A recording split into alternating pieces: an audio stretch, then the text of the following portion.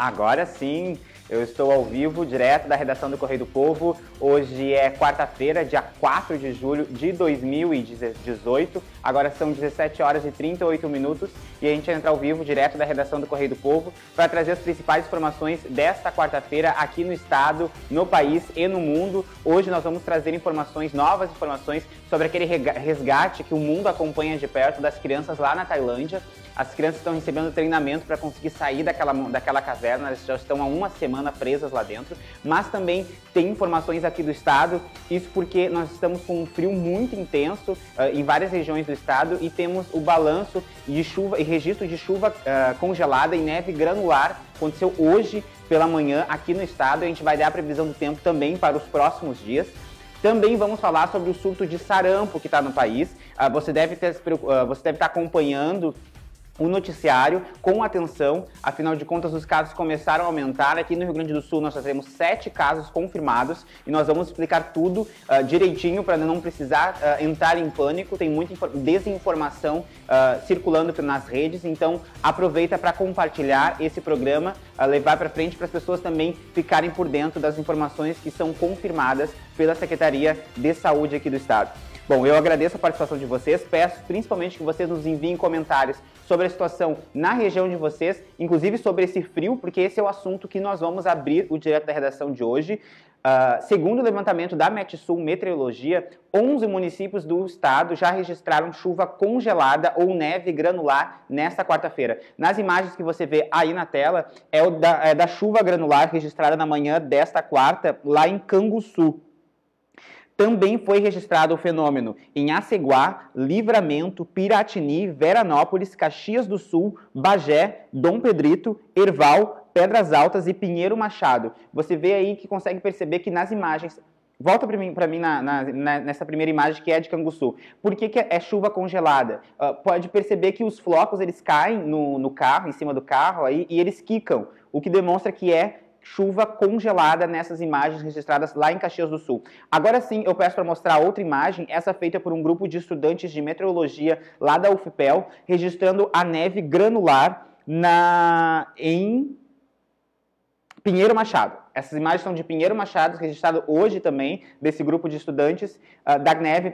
Pode perceber que ao passar ali pelo casaco dele, dá para ver os flocos de neve caindo, depois ele mostra na mão esses pequenos flocos de neve.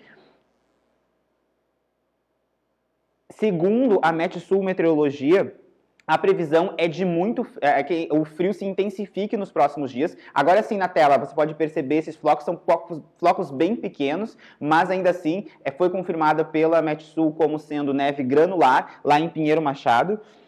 O frio, pessoal, vai continuar aqui no estado nos próximos dias, principalmente na metade sul do estado. Essas informações repassadas hoje, agora de tarde, pela nossa equipe lá da meteorologia, nossos parceiros da Metsul. O Alexandre Guiar esteve aqui na redação, nos atualizou sobre essas informações. O tempo, então, frio intenso nos próximos dias ainda, principalmente na metade sul do estado, mas até o momento não temos previsão de registro de neve com alguma quantidade significativa aqui no estado. Essas são informações, então, repassadas agora de tarde pela Metsul. A gente segue acompanhando o noticiário do clima. Eu quero saber também como está a situação no seu município. Esse levantamento preliminar da Metsul apontou 11 municípios com chuva congelada ou neve granular aqui no estado. A gente segue acompanhando essa situação do tempo e ainda hoje a Metsul deve divulgar pelo Correio do Povo um balanço completo desse fenômeno registrado hoje aqui no estado. Bom, falamos de frio, vamos passar para um assunto que a gente deu ontem aqui, repercutiu bastante, e é o assunto do momento, principalmente aqui na região metropolitana, isso porque a Concepa acabou o contrato de concessão que administrava a Freeway, e a Freeway está com os pedágios, as cancelas dos pedágios aberta, trânsito livre, as pessoas não estão mais pagando o pedágio. Só que daí tem uma questão também, os motoristas se dividem entre quem comemora por não precisar mais pagar pedágio, mas também a preocupação de saber como vai ser oferecido conseguido serviços de manutenção da rodovia e principalmente de atendimento, né, de guincho, ambulância.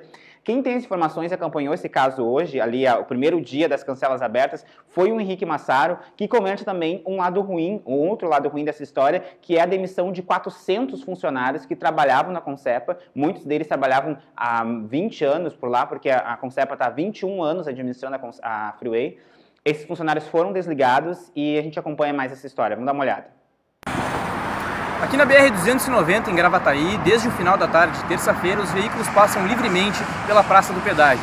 O mesmo acontece em Santo Antônio da Patrulha e Eldorado do Sul. O motivo é o fim do contrato da Triunfo Concepa, que administrou a Freeway por 21 anos. Até pelo menos fevereiro do ano que vem, uma nova empresa não deve ser conhecida e a administração da rodovia fica com o DENIT. Os primeiros funcionários a serem desligados da Triunfo Concepa foram os responsáveis por fazer o içamento do vão móvel da Ponte do Guaíba. O motivo foi que a nova empresa, contratada para fazer esse serviço, solicitou esse desligamento o mais rápido possível para poder recontratar estes trabalhadores que já têm uma experiência com esse trabalho. Bom, eu falei justamente sobre as demissões e a gente conversou, o Henrique conversou com uma dessas funcionárias lá da Concepa, que trabalhava há 20 anos na empresa e, portanto, hoje foi desligada das suas funções, já que a empresa não vai mais administrar a Freeway. A gente vai dar uma olhada no depoimento dela sobre essa questão do vínculo que ela tinha com a empresa e com o trabalho dela há tanto tempo ali no atendimento aos motoristas. Assim, eu posso te dizer que quando eu entrei, vamos supor, há 20 anos atrás, 21 anos, a gente sabia que a empresa tinha uma data para encerrar, né? Mas nunca se pensava nesse final. Assim, a gente, ano passado, já foi, né, um ano que a gente teve uma prorrogação de um ano a mais, porque era só 20, então ano passado já teve esse um ano que a gente ganhou, mas não foi tão tenso como agora, né? Agora foi um ano, foi bastante tenso, porque a gente não tinha, né, uma resposta definitiva, fomos ter praticamente ontem. Então, o pessoal, eu posso dizer que estava todo mundo com muita esperança. Muita esperança, porque a gente não consegue ver a Freeway sem a Concepa. Esse, portanto, foi o depoimento da Denisa Peixoto, que trabalhava há mais de 20 anos lá na Concepa, sobre essa situação das demissões. E vale lembrar, pessoal, as cancelas vão ficar abertas, o trânsito fica livre, ali, sem pagamento de pedágio, até pelo menos fevereiro do ano que vem, fevereiro de 2019. Portanto, aí o veraneio, a previsão é de que não tenhamos cobrança de pedágios, nessa que é uma das principais ligações da região metropolitana ao litoral norte aqui gaúcho. Volta para mim, porque agora o assunto é polícia. Nós tivemos hoje uma operação, na verdade, a entrega de um inquérito feito pela Polícia Civil, de uma operação realizada em 2015 e que prendeu 100 pessoas. 100 pessoas foram presas nessa operação, de uma quadrilha que traficava e faturava nada mais, nada menos que 2 milhões de reais por mês. Esse inquérito foi fruto de um trabalho intenso da Polícia Civil de investigação, foi entregue hoje, remetido hoje à Justiça, e quem explica para a gente é o delegado Eduardo Hartz. Ele fala sobre justamente esse trabalho de investigação e como que essa quadrilha arrecadava tanto dinheiro. A Operação Brilho foi declarada no dia 25 de junho de 2015 e investigou então uma organização criminosa com base em Gravataí, né, por provocações, enfim, de setores daquela comunidade que solicitavam uma resposta do poder público em cima da investigação de tráfico de entorpecentes. De lá, então, começou a investigação, iniciou. A operação foi deflagrada, portanto, então, no dia 25 de junho de 2015, quando foram cumpridos 107 mandados de prisão e outros 90 de mandados de busca e apreensão. Naquela oportunidade, então, com todas as diligências já realizadas principais, houve o desmembramento do inquérito policial mãe, que é este que está sendo entregue no dia de hoje, que apurou a lavagem de dinheiro, então, né, quer dizer, a ocultação dos recursos oriundos do crime. E de lá para cá muitos inquéritos foram desmembrados, mais de 50, quase todos eles já remetidos ao Poder Judiciário, que apuraram então aquela criminalidade mais violenta. Bom, e o delegado Endrigo Marques, ele fala pra gente justamente sobre essa quantidade essa movimentação financeira feita pela quadrilha. 2 milhões de reais, isso não é pouca coisa, isso é o que eles ganhavam por mês, traficando principalmente cocaína. O delegado explica pra gente como é que era essa operação. Hoje está sendo entregue ao Poder Judiciário o inquérito de lavagem de dinheiro, que visa elucidar o que era feito com parte do lucro obtido com a venda do entorpecente. E o inquérito está sendo finalizado com o indiciamento de 11 pessoas e foi apurado um montante de 1.175.000 reais lavados através da aquisição de 17 automóveis, 2 apartamentos, 8 casas, um terreno, um ponto comercial e 2 caminhões cegonha também de uma empresa de transporte que estava sendo iniciada pelos traficantes com a finalidade também de dar aparência de licitude ao dinheiro obtido com a venda das drogas. Bom, e outro crime hediondo que a gente vai falar agora é sobre a pornografia infantil, na verdade, o que leva principalmente ao crime de pedofilia. Hoje a Polícia Federal conseguiu apreender equipamentos ali na Serra Gaúcha, você vê as imagens dessa apreensão, ocorreu na cidade de São Marcos, fruto de uma denúncia repassada para a Unidade de Repressão aos Crimes de Ódio e Pornografia Infantil na Internet da Polícia Federal. Portanto, a polícia fez essa operação hoje e conseguiu apreender 2 HDs, notebook e 2 smartphones que continham material de pornografia infantil na cidade de São Marcos, na Serra Gaúcha. Antes de fazer o giro para o interior, eu lembro vocês, nós vamos falar aqui ainda sobre a questão do sarampo, esse surto que está pelo país. Tem casos confirmados aqui no Rio Grande do Sul. Eu vou detalhar tudo detalhar em detalhes, não, né? Mas eu vou explicar em detalhes para vocês, apresentar esses números caso a caso. Vai ser daqui a pouquinho, porque antes eu quero fazer um giro pelo interior para ver as principais notícias desta quarta-feira no nosso interior do estado. E eu começo por essa imagem muito bacana da cidade de Boa Vista das Missões. Isso porque a Creluz, que é uma cooperativa de distribuição e geração de energia, entregou ao município de Boa Vista das Missões, que fica lá no norte do estado, toda essa extensão de revitalizada da iluminação pública, lá no entroncamento da BR-386 com a BR-158. Um trecho aí de uns 800 metros, revitalizado, imagens bem bonitas do pôr do sol, na cidade lá do norte do estado. Uma entrega, então, de uma obra importante e essa entrega desse material também fica como doação para o município. Aqui na região metropolitana, nós vamos falar sobre o fechamento de sedes da Receita Federal. Hoje, a Receita Federal de São Leopoldo fechou as portas. Quem precisa da Receita Federal vai ter que procurar outros municípios. E tem, ainda nessa semana, as agências de Veranópolis e Guaíba também vão fechar as portas num plano de contingência da Receita Federal em todo o país. Quem traz as informações é a Stephanie Sander.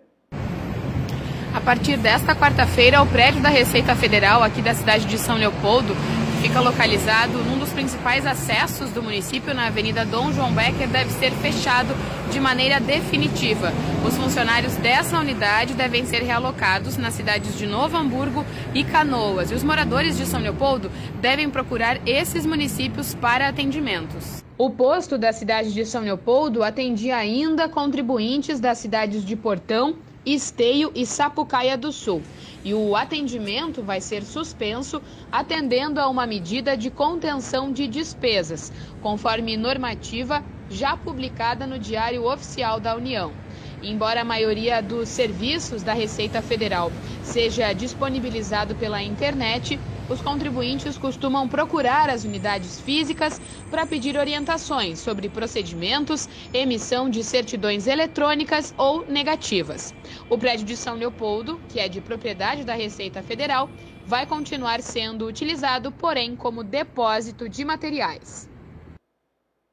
Em todo o país, pessoal, 25 agências vão ser fechadas nesse plano de contingência aí da Receita Federal. Por isso, São Leopoldo fechou as portas e ainda fecha nessa semana Guaíba e Veranópolis.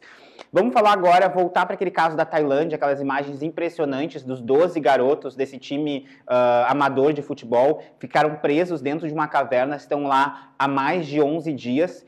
Conseguiram ser encontrados, localizados no 9º dia que estavam dentro dessa caverna, e agora começou um trabalho intenso para tentar encontrar uma forma segura de retirá-los de lá. Só que tem uma coisa ainda mais agravante nessa história toda é que a previsão de chuvas para aquela região onde está a caverna indica que vem muita chuva pela frente, o que pode atrapalhar em muito o resgate e colocá-los em risco.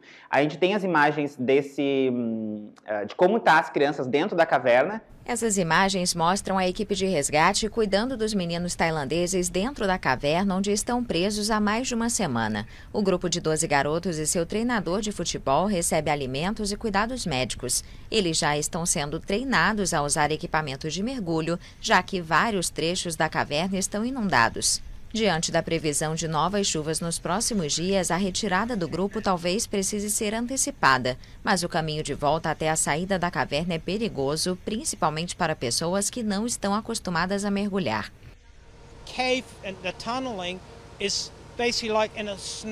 A caverna e os túneis são basicamente como o desenho de uma cobra, sobem, descem. Há algumas áreas que estão secas e você pode ter uma subida íngreme, mas outras estão inundadas e é preciso mergulhar, não há escolha. Devem ser 10 ou 15 metros, mas a visibilidade é muito baixa, não há luz, você confia basicamente nos sentidos. As equipes continuam drenando a água da caverna para facilitar o resgate, mas ainda não há previsão de quando isso pode acontecer. O grupo teria entrado na caverna, localizada no norte da Tailândia, para se refugiar das fortes chuvas, mas o local inundou rapidamente e eles tiveram que caminhar por cerca de 4 quilômetros até encontrar um local seguro.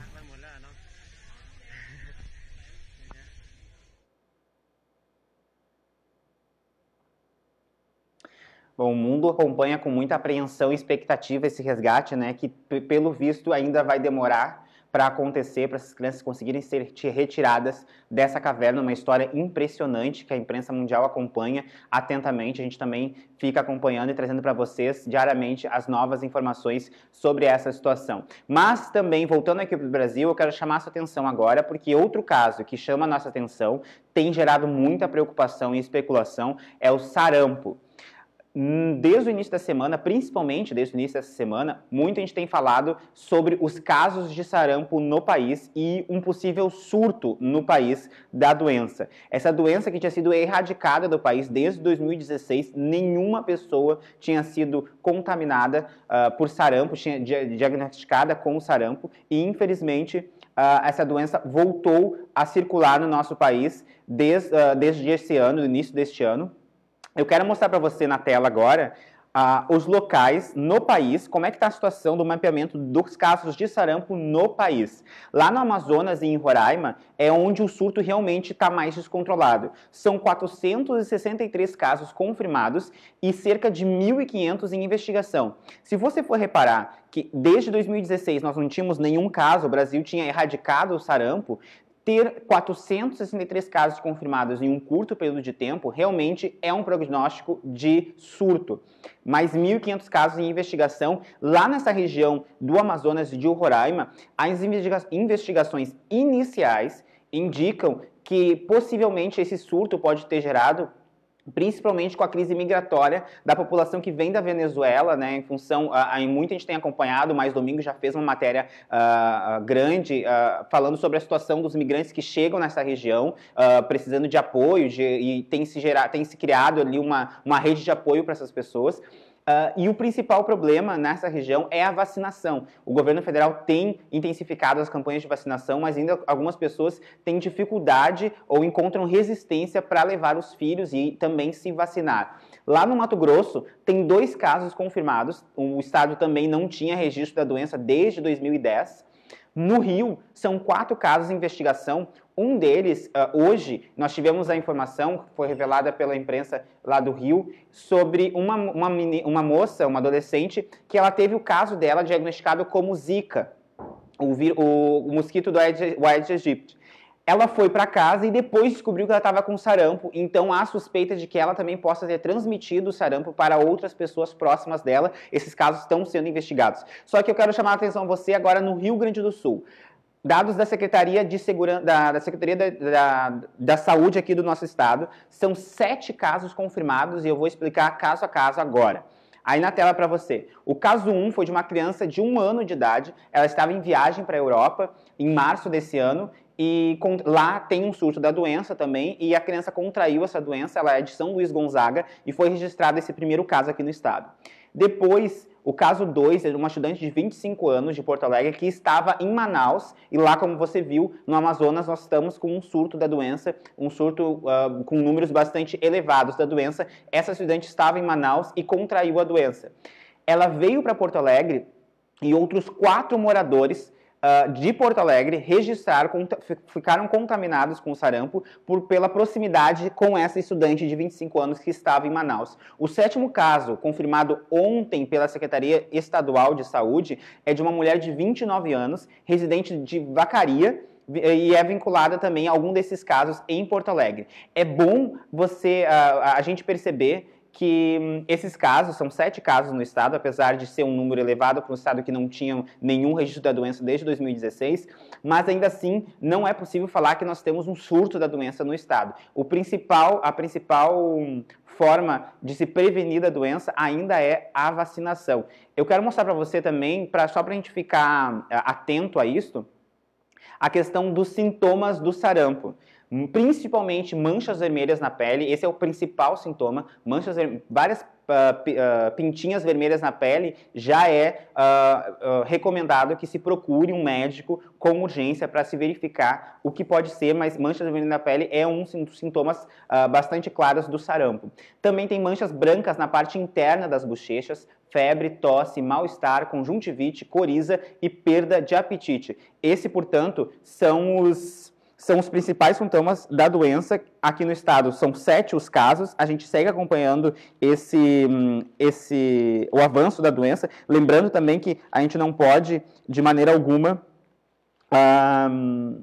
gerar algum surto, né? Ou, aliás, algum pânico na população. É preciso ter cautela. A gente sabe que nesses momentos, principalmente de aflição, porque envolve crianças, né? As pessoas acabam compartilhando muita informação que não tem certeza se é verdade ou não. Por isso, eu peço a atenção de vocês para que a gente vá acompanhando esse caso na medida em que novas informações vão sendo divulgadas oficialmente. Agora, volta para mim, a gente falou sobre o frio aqui no estado, reforço aí. Eu quero voltar com aquelas imagens lá de Canguçu, da chuva congelada hoje de manhã, essas imagens registradas, divulgadas pela Metsul, do Maicon Dietrich, que mandou para a Metsul, nosso parceiro aqui no Correio do Povo, essas imagens de Canguçu. Também tem as imagens da neve granular lá no município de Pinheiro Machado, pelos estudantes de meteorologia da UFPEL que estavam em Pinheiro Machado e registraram a queda dessa neve granular. Eu vou acompanhar aqui os comentários que vocês me passaram sobre somente a situação do tempo. O Fabiano Alexandre falando que em Venâncio Aires chove no momento. A Denise Alves falando que em Porto Alegre, Gravataí, chovendo e muito frio. A Aldra, muito frio agora em Farroupilha. O Ronaldo Neto falando que em Capão da Canoa, ele está nos assistindo de Capão da Canoa. O Arthur falando de Horizontina, muito frio em Horizontina. Bom Jesus na Serra Gaúcha, muita chuva neste momento. A Rosângela de Araújo comentando. A Dulce falando sobre a chuva aqui em Porto Alegre. E brinca ainda que vão virar sapo novamente. Começou realmente esse período de chuvinha fraca. É sempre ruim, esse é um dos lados ruins do frio, né? Apesar de eu, particularmente, gostar bastante do frio. Bom, eu agradeço muito a participação de vocês. Ficamos por aqui. Amanhã a gente volta com, obviamente, as principais informações do dia e acompanhando o desenrolar dessa onda de frio. Lembrando, a previsão é que vem mais frio por aí, principalmente na metade sul do estado, apesar de não termos previsão de neve em mais municípios do estado. Eu agradeço muito a participação de vocês, fico por aqui e aguardo amanhã. Tchau, tchau!